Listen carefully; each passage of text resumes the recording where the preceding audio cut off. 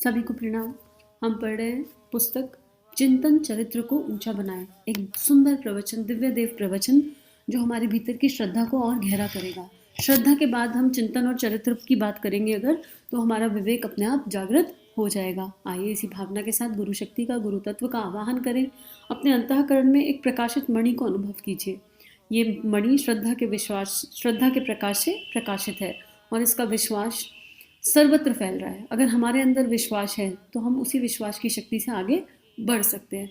इसके प्रकाश को गायत्री मंत्र के साथ सर्वत्र फैलता हुआ अनुभव कीजिए और भावना कीजिए कि हमारा जीवन, हमारा चरित्र, हमारा चिंतन उच्च हो रहा है और हम उस गुरु तत्व को, उस गुरु शक्ति को पूरी तरह समर्पित होते जा रहे हैं।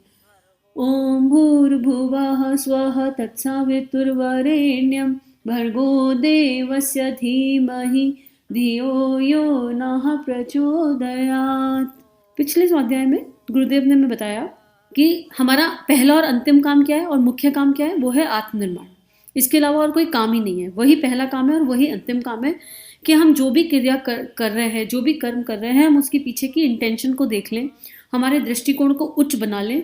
और अगर दृष्टिकोण उच्च हो गया तो फिर हम गलत कर्म भी कर रहे होंगे ना। कर्म कई बार गलत होता दिखता है। जैसे अब ऐसे कैसे, जैसे जज है, फांसी की सज़ा सुनाता है तो किसी का खून तो नहीं कर रहा ना, लेकिन फिर फांसी की सज़ा तो जज ही सुना रहा है। तो लेकिन उसका दृष्टिकोण वहाँ पर उच्च है, वो एक पोजीशन पर बैठा है और उसे उस पोजीशन की गरिमा को निभाना है। माँ बच्चे को कई बार डांटती है, पिटाई भी कर देती है, लेकिन माँ का भाव शुद्ध होता है, एकदम प्योरेस्ट होता है। तो उस प्योरिटी की बात गुरुदेव यहाँ पर कर रहे हैं। अब आगे गुरुदेव कह रहे हैं कि कौन सा वाला जप निरर्थक है। ऐसी भावना लेकर जप निरर्थक है। कैसी? गायत्री माता का जप करते हैं, यह तो बहुत अच्छी बात है। किस काम के लिए करते हैं? साहब, हमारे पड़ोसी के ऊपर जो मुकदमा चल रहा है वे जीत जाएं। और किसके लिए? हमारी बेटियां ना हो, बेटा हो जाए। बेटे बेटियां तो बहुत अच्छी होती हैं, बेटा होने से क्या फ़ायदा होगा? नहीं महाराज जी, बेटा हो जाए, इसलिए हम गायत्री माता का जप करते हैं। तेरी दृष्टि बहुत छोटी है, ओछी दृष्टि है, घटिया दृष्टि है, कमीनी दृष्टि है, जानवरों जैसी दृष्टि है। ऐसी दृष्टि को लेकर तू गायत्री माता का जप कर रहा होगा तो मैं नहीं जानता कि इससे तेरी जीवात्मा का कोई लाभ मिल सकता है कि नहीं, तेरी जीवात्मा में कोई प्रकाश आ सकता है कि नहीं, भगवान की कृपा और अन्य शक्तियाँ मिलेंगी कि नहीं। अब सोचो, हम मतलब मैंने खुद अपने सामने से ऐसे एग्जाम्पल देखे हैं कि क्या ही बताऊँ। ऐसे एग्जाम्पल हमने आसपास देखे होंगे और उनके लिए सद्बुद्धि की प्रार्थना कर सकते हैं हम ऐसे एग्जाम्पल्स के लिए, जहाँ एक बच्चा हो गया, 2 बच्चे हो गए, फिर भी बच्चों पे बच्चा पैदा कर रहे हैं क्योंकि लड़कियाँ हैं, लड़के नहीं हैं। अरे लड़कियाँ क्या कम है? आने वाला तो युग ही नारी शक्ति का युग है। अब जहाँ यहाँ नारी की बात हो रही है, वहाँ नारित्व के गुणों की बात हो रही है। इस बात को ध्यान रखिएगा। गुरुदेव अब यहाँ पर आकर बॉडी कॉन्शियसनेस की बात कभी नहीं करेंगे, वो नारित्व की बात कर रहे हैं, जिसमें नारित्व जागृत हो जाए। नारित्व के गुणों में क्या विशेषता होती है? उसमें प्रेम होती है, संवेदना होती है, करुणा होती है, सहने की शक्ति ज़्यादा होती है, धैर्य की शक्ति ज़्यादा होती है कंपैरेटिवली। वो गुण जिस आत्मा में जागृत हो जाए, फिर वो मेल बॉडी में हो या फीमेल बॉडी में, उससे कोई अंतर नहीं पड़ता, वो आत्मा प्रकाशित हो जाएगी। तो यही बात गुरुदेव कह रहे हैं कि ऐसे जप का कोई फायदा नहीं होगा। तेरी जीवात्मा में कोई प्रकाश आ सकता है कि नहीं, भगवान की कृपा और अन्य शक्तियाँ मिलेंगी कि नहीं। नहीं साहब, मैं तो 81,000 का जप करूँगा। तू चाहे 81,000 का कर ले, चाहे 51,000 का।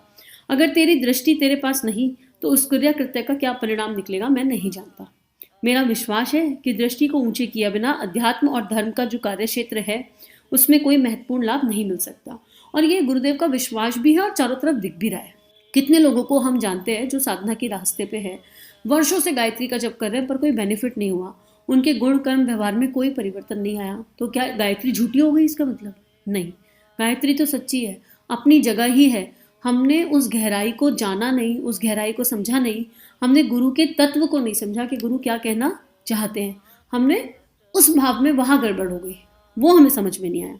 तो यही बात गुरुदेव कह रहे हैं कि दृष्टि का परिष्कार करने वाली बात सोचकर चलना चाहिए और इसलिए हमें अनुष्ठान करने चाहिए इसी भावना से कि हे परमात्मा, हे परमपिता, हमारी दृष्टि को ऊंचा कर दो, हमारी सोच का परिष्कार कर दो। हम आपके शरणागत हैं, हम आपकी शरण में हैं और आपको जैसा बेस्ट लगे वैसा कर दो। आगे लिखते हैं, बोलना सीखना कोई बहुत बड़ा काम नहीं है। जब भी कोई ऐसी हेडिंग आती है ना तो मुझे लगता है गुरुदेव मेरे को ही बोलना चाहते हैं कि बेटा अंदर चेक करते रहना, बराबर चेक करते रहना। तो आगे क्या लिख रहे हैं गुरुदेव? मित्रों, आप हमारे वानप्रस्थ शिविर में आ जाइए, क्या फ़ायदा उठाएंगे? महाराज जी, बोलने की शैली आ जाए बस। बोलने की शैली बेटे, एक छोटी सी ज़रा सी बात तिल के पीछे का ताड़, इस जरा सी बात को तू अपने मन से निकाल दे। इसमें कुछ नहीं, बोलना तो बच्चों को भी आता है। आपको अपने पड़ोसी से बात करनी आती है तो धारा प्रवाह बात करते चले जाते हैं, घर में गप्पे हाँकते हैं, स्टेज पर जाकर बोलने में क्या आफत आ गई आपको? नहीं साहब, स्टेज पर बैठकर बोलना नहीं आता, दो बातें हो जाती हैं, इसलिए बोलना नहीं आता, हम सिखा देंगे। साइकिल चलानी आती है ना तुझे? हाँ महाराज जी। कभी आती है, कभी भूल जाते हैं। नहीं बेटे, साइकिल चलाना सीख ले। साइकिल चलाने में दो बातों का ध्यान रखना पड़ता है, उन्हीं बातों को व्याख्यान देने में भी याद रखना पड़ता है। यहाँ से जाऊँगा तो गुरुजी व्याख्यान आ जाएगा। बेटे, साइकिल चलाना आता होगा तो आ जाएगा। कैसे? साइकिल चलाने में डर लगता है, गिर पड़ेंगे तो डर पक्का है। 2 इंच की चौड़ाई पर 2 पहिए चलते हैं और हम भी चलेंगे तो गिरेंगे। बेटे, ज़रूर गिरेगा। इसके पहिए समान बराबर भी नहीं है। देख, हमारी टांगें बराबर हैं और टांगें आगे पीछे होती हो तो शायद हम गिर पड़ते। साइकिल के पहिए तो आगे पीछे हैं। बेटे, गिरेगा तो ज़रूर, लेकिन अगर यह सोच लेगा कि सैकड़ों आदमी चलाते हैं तो खटखट चल जाएगी तेरी साइकिल। हिम्मत अगर आदमी के पास आ जाए तो फिर भी कुछ भी कठिन नहीं है। अब गुरुदेव क्या कह रहे हैं यहाँ पर? अच्छी बात बता रहे हैं जो गुरुदेव ने आज मुझे अभी तक ये नहीं कहा, अंदर जाके झांक लेना बेटा, लेकिन फिर भी उस गुरु शक्ति से प्रार्थना है कि मन हमेशा अकर्ता भाव में उनको समर्पित होकर ही करे जो भी करे, और जो यहाँ बताया समझाया जा रहा है वो जीवन में आ जाए, गुण कर्म स्वभाव में आ जाए, दृष्टिकोण में आ जाए। आप गुरुदेव कह रहे हैं कि बोलना कोई बहुत बड़ी बात नहीं है, हम सबको बोलना आता है। स्टेज पर हमें क्यों फियर होता है या इस तरह की चीज़ों को करने में फियर क्यों होता है? वो केवल इसलिए होता है पास फेल का डर।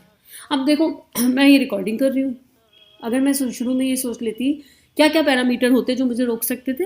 एक ये, लोग क्या सोचेंगे। दूसरा ये, कहीं कोई ये सोचना नहीं लगे कि मुझे अहंकार हो गया, मैं अपने आप को प्रूफ कर रही हूँ, मैं अपने आप को सिद्ध कर रही हूँ। तीसरा, अरे लोग ये ना कहें कि अरे गुरु जी की बात करने लगी है, गुरु बन गई है क्या। चौथा, लोगों को पसंद नहीं आया तो। पांचवा, चैनल पे लाइक कम हुए, सब्सक्राइबर कम हुए, चैनल ग्रो नहीं करा तो। छठा, कोई बुराई भलाई मिल गई तो, कोई गलत बात मुंह से निकल गई तो। ये सारे पैरामीटर तो होते हैं, और ये पैरामीटर मेरे अंदर चिंतन नहीं चला होगा ऐसा थोड़ा ना है, चिंतन चला था, लेकिन ये सारे पैरामीटर बहुत तुच्छ हो जाते हैं जब आपका भाव, दृष्टिकोण से जैसे भावना उस गुरु से एकदम जुड़ जाए कि अब तो आपने बोला है तो हम तो करके रहेंगे, क्या होगा तो गिर गए तो उठ जाएंगे, क्या हो गया तो आपकी साइकिल है, हम तो बैठे हैं, आप बिठा के चला लो। जब वो सारे भाव आ जाएंगे ना तो फिर डर नहीं लगेगा, फिर सारी झिझक अलग हो जाएगी। आज मैं अगर पहला ऑडियो देखूं अपना जाकर तो बहुत अंतर फील होता है। पहला ऑडियो था आत्मविश्वास बुक के ऊपर था, उसमें वीडियो रिकॉर्डिंग्स करी थी। अब आत्मविश्वास कैसे बढ़ाएं का पहला ऑडियो सुन लो और आज का ऑडियो सुन लो, आपको ट्रांसफॉर्मेशन फील हो जाएगा। पहली बार जब कोई इंसान करता है कोई काम तो होती है झिझक, होती है बहुत सारे पैरामीटर्स, बहुत सारी बातें, लेकिन करते करते अभ्यास हो जाता है और फिर गुरु का प्राण आपके भीतर उतरता जा रहा है। अगर जन्म शताब्दी पुस्तक माला की 48 किताबें पढ़ी हैं तो कुछ तो गुरुदेव ने अंदर बैठाया होगा चित्त पर, क्या उसका अंतर नहीं आएगा? क्या गुण कर्म स्वभाव में वो दिखाई नहीं देगा? कुछ तो होगा ना, कुछ तो चेंजेस कर ही रहे होंगे, मुझे दिखे या ना दिखे, चेंज तो हो ही रहे होंगे। तो यही बात गुरुदेव कह रहे हैं कि अगर हिम्मत आ जाए तो सब हो जाएगा। और हिम्मत कहाँ से आएगी? समर्पण से। हिम्मत के लिए और कोई रास्ता नहीं है, प्रेम से। क्योंकि हिम्मत पास होने के लिए नहीं चाहिए होती, हिम्मत फेलियर के लिए चाहिए होती है, हिम्मत ऐसे काम के लिए चाहिए होती है। जैसे मुझे अच्छे से याद है, जब देव परिवार पर मेरे पास ऑप्शन आया था कि आप महाकाल और युग प्रत्यावर्तन प्रक्रिया किताब पढ़ दो दीदी, तो मैं मेरे अंदर बिल्कुल हिम्मत नहीं थी, मैंने रिजेक्शन कर दिया था। मैं कहा नहीं, वो किताब हम नहीं पढ़ सकते, उस किताब के बारे में बहुत सुन रखा था, मैं कहा नहीं वो नहीं पढ़नी है। और आप यकीन मानो, वो जो आध्यात्मिक मन होता है उसकी जो पावर होती है, गुरुदेव ने ना जीना जैसे जीने नहीं दिया, बार बार वही थॉट, और अल्टीमेटली तुझे पढ़नी है, तूने इसलिए नहीं पढ़ी कि तू पढ़ती तो तू फेल पास हो जाती, इसलिए।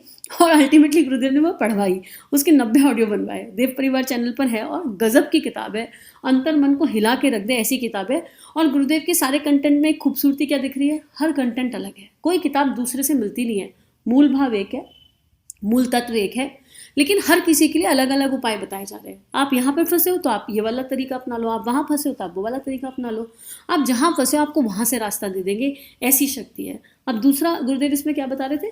दूसरा है झिझक निकलनी चाहिए, तो इसको कल पढ़ते हैं, आज के लिए इतना ही। और हम समझ लें अब कि अब किसी तरह का भय नहीं रखना और हिम्मत की बात करनी है, और हिम्मत तो समर्पण से आ ही जाती है, और कृपा कृपा कृपा वो तो सतत बरस ही रही है। हम सभी का जीवन गुरु शक्ति के दिव्य सूक्ष्म सानिध्य में मंगलमय है। सभी को प्रणाम।